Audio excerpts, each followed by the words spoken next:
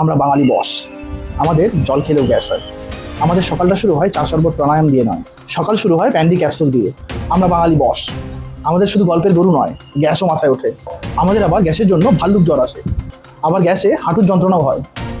আপনি কি জানেন আপনাকে যেগুলো গ্যাসের ক্যাপসুল বলে বিক্রি করা হচ্ছে আর আপনিও মনের আনন্দে খাচ্ছেন, সেগুলি আদেও গ্যাসের ঔষধই নয়।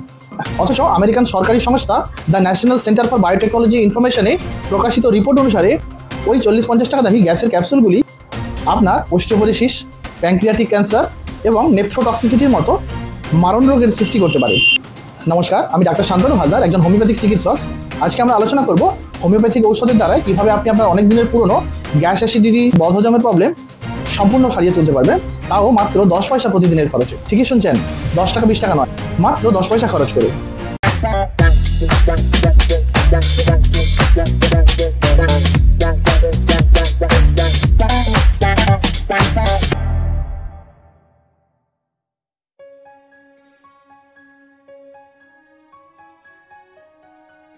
বিধিসম্মত সতর্কীকরণ। মনে রাখবেন, এই ভিডিওটি শিক্ষা এবং সচেতনতার জন্য, এটি কোনো ব্যক্তিগত চিকিৎসার বিকল্প নয়। আপনার হোমিওপ্যাথিক ডাক্তারের পরামর্শ নিয়ে তবেই ওষুধ ব্যবহার করুন। শুরু করার আগেই একটি বিশেষ অনুরোধ, আমি বিভিন্ন জটিল রোগের হোমিওপ্যাথিক ট্রিটমেন্টের বিষয় নিয়ে সহজ বাংলায় ভিডিও বানিয়ে থাকি। যারা আমাদের চ্যানেলে প্রথমবার এসেছেন এবং হোমিওপ্যাথি সম্বন্ধে জানতে ইচ্ছুক, তারা আমাদের চ্যানেলটিকে সাবস্ক্রাইব করুন এবং ডেসক্রিপশানে থাকা হোয়াটসঅ্যাপ চ্যানেলটিতেও জয়েন হন, যাতে সমস্ত ভিডিওর আপডেট আপনি ইনস্ট্যান্ট পেতে পারেন। প্রথমে বলে রাখি, অ্যাসিডিটি আর গ্যাস দুটি সম্পূর্ণ আলাদা বিষয়। খাবার হজম না হলে অন্ত্রে খাবার ফার্মেন্টেড হয়ে গ্যাস তৈরি হয়ে পেট ফুলে ওঠে এবং ঢেকুর ওঠে, যাতে সাধারণত আপনার বুক জ্বালা করে না। আর অ্যাসিডিটি আপনার পাকস্থলীতে অতিরিক্ত হাইড্রোক্লোরিক অ্যাসিড তৈরি হয়ে গ্যাস্ট্রিক রিফ্লাক্স হয়ে খাদ্যনালীতে উঠে আসে। এর ফলে বুক জ্বালা, গলা জ্বালা, টক ঢেকুর, অনেক সময় গ্যাস না থাকলেও হাইপার অ্যাসিডিটি হতেই পারে। এখানে খুব ইম্পর্ট্যান্ট কথা হলো, আপনি কি জানেন যেটাকে আপনি গ্যাসের ক্যাপসুল ভেবে মনের আনন্দে প্রতিদিনই একটা দুটো করে খেয়ে নিচ্ছেন, সেগুলি আদৌ গ্যাসের ঔষধই নয়। এই ওমিপ্রাজোল, প্যান্টোপ্রাজোল, এসমাপ্রাজোল এগুলি পিপিআই মানে প্রোটন পাম্প ইনহিবিটর, মানে আপনার পাকস্থলী আপনার খাবারের সাথে পেটে চলে যাওয়া ভাইরাস, ব্যাকটেরিয়া এবং হজমে সহায়তার জন্য স্বাভাবিকভাবেই কিছুটা হাইড্রোক্লোরিক অ্যাসিড উৎপন্ন করে। এই ক্যাপসুলগুলি শুধুমাত্র নূতন করে কিছুটা এই গ্যাস্ট্রিক অ্যাসিড নিঃসরণ কমাতে সাহায্য করে। এবার চলুন একটু ডিফারেন্ট অ্যাসপেক্টে গ্যাস নিয়ে কথা বলি। আপনার পেটটা তো ইন্ডিয়ান অয়েল কর্পোরেশন বা ভারত গ্যাসের ফ্যাক্টরি নয়, কিন্তু কিভাবে এই অকাজের গ্যাস তৈরি হয়? আপনি পান্তা ভাতই খান আর বড়লোকসদের মতো বিরিয়ানি খান, আপনার শরীর নিজের খাদ্য হিসেবে শক্তি তৈরির জন্য সরল কার্বোহাইড্রেট এবং গঠন ও মেরামতের জন্য প্রোটিন আর শক্তি সঞ্চয়, সাথে উষ্ণতা এবং হরমোন নিয়ন্ত্রণে ফ্যাটে এই খাদ্যগুলিকে ভেঙে নেয়। আপনার শরীর খাবার হজম প্রক্রিয়ার সময় পাকস্থলী ও অন্ত্রে ভাঙতে গিয়ে নানা রাসায়নিক বিক্রিয়া হয়। এর ফলে কার্বন ডাইঅক্সাইড, হাইড্রোজেন এবং মিথেন ইত্যাদি গ্যাস তৈরি হয়। অন্ত্রে খাবার হজম না হলে তা ব্যাকটেরিয়া দ্বারা ফার্মেন্টেশন হয়। এছাড়াও ডাল, বাঁধাকপি, শিম ইত্যাদি খাবার, এগুলোতে বেশি পরিমাণে গ্যাস তৈরি হয়। এছাড়াও রেগুলার স্মোকিং, চুইংগাম খাওয়া, স্ট্র দিয়ে কিছু পান করলে অতিরিক্ত বাতাস পেটে ঢুকে যায়। এইগুলি আপনার পেট ফেঁপে যাওয়ার সবথেকে বড় কারণ। আপনার এই হাইপার অ্যাসিডিটি বা গ্যাসের আরও একটা বড় কারণ হলো আপনার মাথা। হ্যাঁ, ঠিকই শুনছেন। 18 জুলাই 2023 হার্ভার্ড স্কুল অফ মেডিসিনে প্রকাশিত জার্নাল অনুসারে আপনার অন্ত্র এবং ব্রেন ওতপ্রোতভাবে যুক্ত। ধরে নিন, সকালবেলা উঠে আপনি চিন্তা করলেন এই 1 কাপ দুধ চা খেলেই আপনার অ্যাসিড করবে, বা মনে করলেন পায়েস, ওরে বাবা আমার তো জল খেলেও অ্যাসিড হয়, তো এই পায়েস খেলে আমি তো অ্যাসিডে মরেই যাব।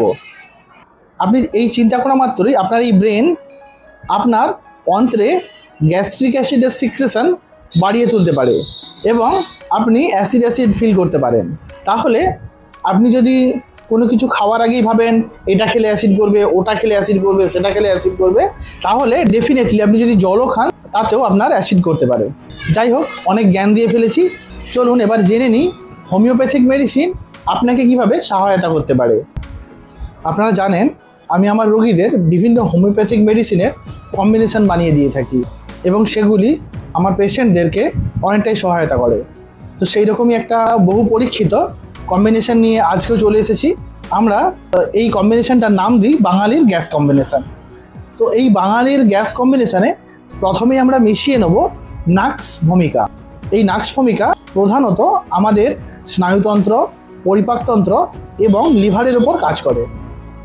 হোমিওপ্যাথিক ম্যাটেরিয়া মেডিকার লক্ষণ অনুসারে এই নাক্স ভূমিকা যদি আপনার শরীর দুর্বল এবং সংবেদনশীল ব্যক্তি হন, আপনার যদি খুব অল্পেতেই বিরক্তিভাব অনুভব হয়, খুব অল্পেতেই যদি উত্তেজিত হয়ে যান এবং আপনি যদি অতিরিক্ত কাজ পাগল ব্যক্তি হন, আপনি যদি অতিরিক্ত মদ্যপান, কফি এবং মশলাযুক্ত খাবার খেতে ভালোবাসেন এবং যদি আপনার অতিরিক্ত মানসিক চাপ থাকে এবং আপনাকে অনেক রাত্রি জাগতে হয়, ফলে খাবারে অরুচি, সামান্য খাবার খেলেও মনে হয় এইমাত্র অনেক খাবার খেয়ে এসেছি, খাবার খাওয়ার কিছুক্ষণের মধ্যেই টক বা তেতো ঢেকুর দেয় এবং রেগুলার কোষ্ঠকাঠিন্যতায় ভোগেন, অথচ বারবার মলত্যাগ করার ইচ্ছে তো হয় কিন্তু মনে হয় আর একটু হলে ভালো হতো, মানে পায়খানা পরিষ্কার হয় না।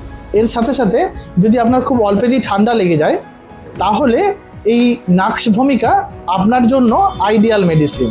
তাহলে আমরা এই বাঙালির গ্যাস কম্বিনেশনে ব্যবহার করব নাক্স ভূমিকা 6CH পোটেন্সিতে 10 ml। এরপর ব্যবহার করব রবিনিয়া। এই রবিনিয়ার কাজ মূলত আপনার পাকস্থলীতে, বিশেষত যাদের অতিরিক্ত অ্যাসিড সিক্রেশন হয়। এই রবিনিয়া তাদের জন্য খুবই কার্যকরী যারা কমপ্লেন করেন যে ডাক্তারবাবু যা খাচ্ছি তাতেই অ্যাসিড করে যাচ্ছে, বেশি তেল ঝাল মশলা কিছুই খাচ্ছি না কিন্তু তাতেও টক ঠেকুর, গলা জ্বালা ও বুক জ্বালা করছে, এমনকি জল খেলেও মুখ টক হয়ে যাচ্ছে। তাহলে যারা অতিরিক্ত পরিশ্রম করেন এবং রেগুলার হজমের গণ্ডগোলে ভোগেন, গ্যাসের কারণ থেকে তীব্র মাথার যন্ত্রণা হয়, তাদের জন্য এই রবিনিয়া খুবই কার্যকরী মেডিসিন। এই রবিনিয়ার মূল লক্ষণ হলো মুখ কাঁচা আমের মতো টক হয়ে যাওয়া, এমনকি পায়খানা দুধ খাওয়া বাচ্চাদের মতো টক গন্ধ, টক বমি, বুক জ্বালা, বিশেষ করে রাতের দিকে যাদের একটু বেশি হয়। তাহলে আমরা এই বাঙালির গ্যাস কম্বিনেশনে ব্যবহার করব রবিনিয়া 6CH পোটেন্সিতে 10 ml। এরপর এই কম্বিনেশনে আমরা 3 নম্বর মেডিসিন মিশিয়ে নেব কার্বো ভেজিটেবিলিস। এই কার্বো ভেজিটেবিলিস চারকোল থেকে পোটেন্টাইজ করে তৈরি একটি মেডিসিন। এই কার্বোভেজ মূলত পরিপাকতন্ত্র, শ্বাসতন্ত্র এবং রক্ত সঞ্চালন সিস্টেমের উপরে কাজ করে। যারা শারীরিকভাবে খুবই দুর্বল, জরাজীর্ণ, দীর্ঘস্থায়ী অসুস্থতার জন্য রক্তল্পতা, সামান্য খাবার খাওয়ার পরেও পেটে গ্যাস জমে সমেদমে হয়ে থাকে, এই রোগী যদি খুব শীত কাতুরে হয়, এছাড়াও শ্বাসকষ্ট, মাথা ঘোরা, সার্কুলেটরি উইকনেসের জন্য ঠোঁট নীল হয়ে যাওয়া এবং একটু অলস প্রকৃতির, উদাসীন ও দুর্বল প্রকৃতির হয়, এই ধরনের রোগীর জন্য কার্বো ভেজিটেবিলিস আইডিয়াল মেডিসিন। এটিকে হোমিওপ্যাথির কোল্যাপস রেমেডিও বলা হয়। দুর্বল, জরাজীর্ণ, দীর্ঘস্থায়ী অসুখের জন্য এবং প্রাণশক্তি ফুরিয়ে গেলে এই ওষুধটি মিরাকুলাস কাজ করে। তাহলে আমরা এই বাঙালির গ্যাস কম্বিনেশনে কার্বো ভেজিটেবিলিস 6CH পোটেন্সিতে 10 ml ব্যবহার করব। এরপরে এই কম্বিনেশনে 4 নম্বর এবং শেষ মেডিসিন ব্যবহার করব অ্যাসাফোটিডা 6CH পোটেন্সিতে। এই অ্যাসাফোটিডা সাধারণ মশলা হিসাবে পরিচিত হিং থেকে পোটেন্টাইজ করে প্রস্তুত হয়। এই অ্যাসাফোটিডার প্রধান ক্রিয়া মূলত স্নায়ুতন্ত্র, পরিপাকতন্ত্র এবং হাড়ের পৃষ্ঠে।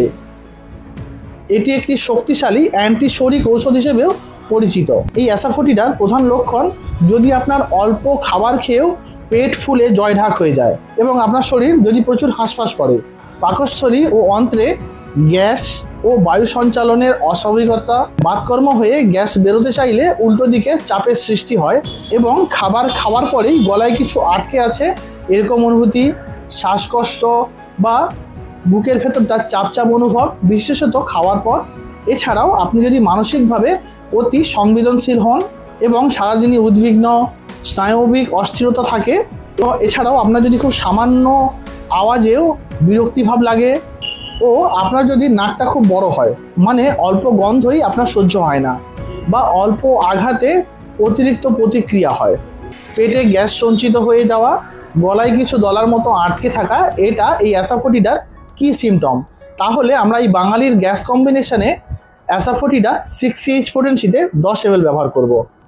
তাহলে আমরা আমাদের নিয়ারেস্ট মেডিসিন শপ থেকে বা অ্যামাজন থেকে আমরা ব্র্যান্ডেড এবং সিল প্যাক মেডিসিনগুলি কিনে নিয়ে আসবো, এবং তার সাথে একটি খালি কাঁচের বোতল কিনে নিয়ে আসবো, যাতে একটি ঠিকঠাক ড্রপার এবং ক্যাপ থাকে। এবং এতে মিশিয়ে নেব নাক্সভমিকা 6CH পোটেন্সিতে 10 ml, Robinia 6CH পোটেন্সিতে 10 ml, কার্বো ভেজিটেবিলিস 6CH পোটেন্সিতে 10 ml এবং অ্যাসাফোটিডা 6CH পোটেন্সিতে 10 ml। তাহলে তৈরি হয়ে গেল বাঙালির গ্যাস কম্বিনেশন। সকালে 2 ফোঁটা খালি পেটে একদম বাসি মুখে খেয়ে নেবেন একবার। এছাড়াও দুপুরে ভাত খাওয়ার অন্তত 15 মিনিট পর 2 ফোঁটা জিভে দেবেন, এবং রাত্রিতে খাবার খাওয়ার পর 15 মিনিট পর 2 ফোঁটা জিভে দেবেন। এটি আপনি মাসখানেক ব্যবহার করে দেখুন। যদি আপনি একটু ভালো অনুভব করেন, তাহলে এটিকে অন্তত 6 মাস থেকে 8 মাস কন্টিনিউ করুন। দেখবেন আপনার হাইপার অ্যাসিডিটির টেন্ডেন্সি কমে গেছে, এবং পেটেও গ্যাস জমা বন্ধ হয়ে গেছে, এবং সমস্ত কিছু খাবার আপনি স্বাচ্ছন্দ্যে খেতে পারবেন। এছাড়াও গ্যাসের একটি মূল কারণ কোষ্ঠকাঠিন্যতা। আপনারা অনেকেই কোষ্ঠকাঠিন্যতাতে ভোগেন। যদি আপনার এর সাথে সাথে একটু আধটু কোষ্ঠকাঠিন্যতা থেকে থাকে, তাহলে আরও বেটার রেজাল্টের জন্য আপনি ব্যবহার করতে পারেন অ্যাগেলফোলিয়া মাদার টিংচার। রাত্রিতে 40 ফোঁটা 1 কাপ জলের সাথে মিশিয়ে খাবেন। এতে দেখবেন আপনার এই কোষ্ঠকাঠিন্যতার প্রবলেমটিও ধীরে ধীরে কমে গেছে। আপনার যদি এই সিমটমগুলি ম্যাচ করে গিয়ে থাকে, তাহলে আপনি এই কম্বিনেশনটি ব্যবহার করতে পারেন। মনে রাখবেন, এক্সট্রা গ্যাস আপনার রান্নাঘরে থাকলে ভালো, আপনার পেটে থাকলে নয়। এই ভিডিওটি সম্পূর্ণ দেখার জন্য আপনাকে অসংখ্য ধন্যবাদ। যদি এই ভিডিওটি ভালো লেগে থাকে, তাহলে লাইক এবং সাবস্ক্রাইব করবেন, এবং আপনার ফ্রেন্ডস ও ফ্যামিলির সঙ্গে শেয়ার করতে ভুলবেন না। মনে রাখবেন, শেয়ারিং ইজ কেয়ারিং।